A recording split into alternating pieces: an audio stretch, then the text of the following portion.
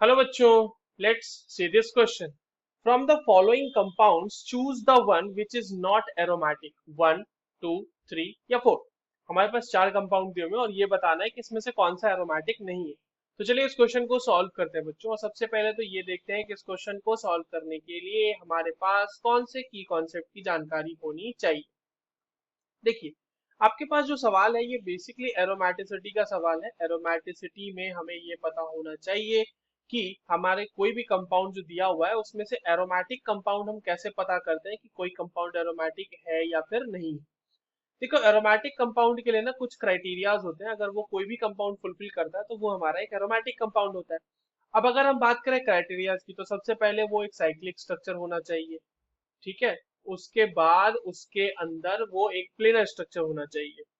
ठीक है, planar structure भी हो गया, साइक्लिक भी हो गया। उसके बाद उसके अंदर हमें कंप्लीट कॉन्जुगेशन ऑब्जर्व होना चाहिए।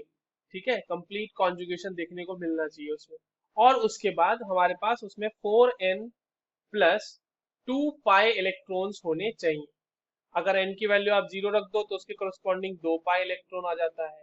अगर n की वैल्यू 1 रख दो तो उसकी जगह पे आप 6 पाई इलेक्ट्रॉन्स आ जाते हैं। और इसी तरह से आप इंटीजर वैल्यू रखते जाओगे, आपको पाई इलेक्ट्रॉन्स की अलग अलग वैल्यूज मिलते जाएंगी। तो अगर किसी कंपाउंड के पास 2 पाई इलेक्ट्रॉन या 6 पाई इलेक्ट्रॉन्स हैं और वो तीनों के तीनों क्राइटेरिया ऊपर वाले फुलफिल कर रहा है, तो वो कंपाउंड हमारा गिवन जो होगा वो एक एरोमेटिक कंपाउंड होगा। पर हमारे पास यहाँ पर ये कहा जा रहा है कि ये बताओ कि इसमें से कौन सा एरोमेटिक नहीं है। ठीक है, तो चलिए देखते हैं एक एक करके। देखिए, पहला जो ऑप्शन है बच्चों, हमारा पहला जो वो है कंपाउंड, उसमें कॉन्जुगेशन तो पूरी दिख रही है ना।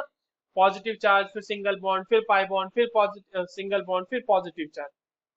और उसमें साइक्लिक स्ट्रक्चर भी है, प्लेनर भी है, कंप्लीट कॉन्जुगेशन भी दिख गया। और उसमें 2 पाई इलेक्ट्रॉन ही है केवल। कैसे?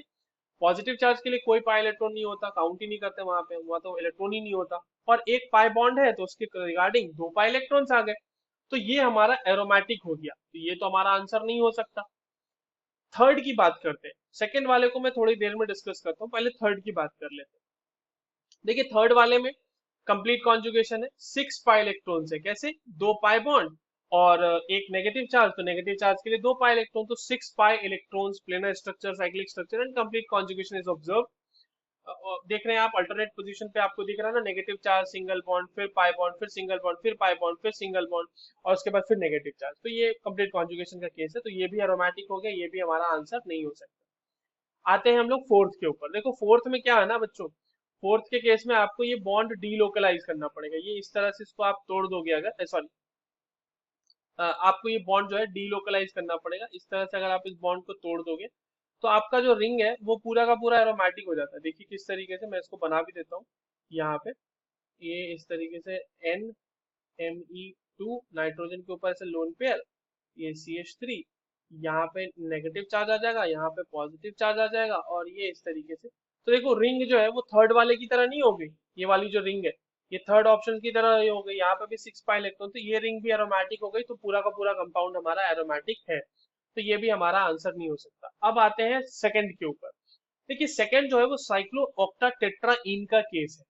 साइक्लो ऑक्टा टेट्राइन में क्या होता है कि वो देखने में आपको भले ही एक प्लेनर स्ट्रक्चर लग रहा है इस तरीके से। ठीक है, ये इस तरीके से साइक्लो ऑक्टा टेट्राइन का मैंने स्ट्रक्चर बना दिया, पर ये इस तरह से प्लेनर स्ट्रक्चर होता नहीं।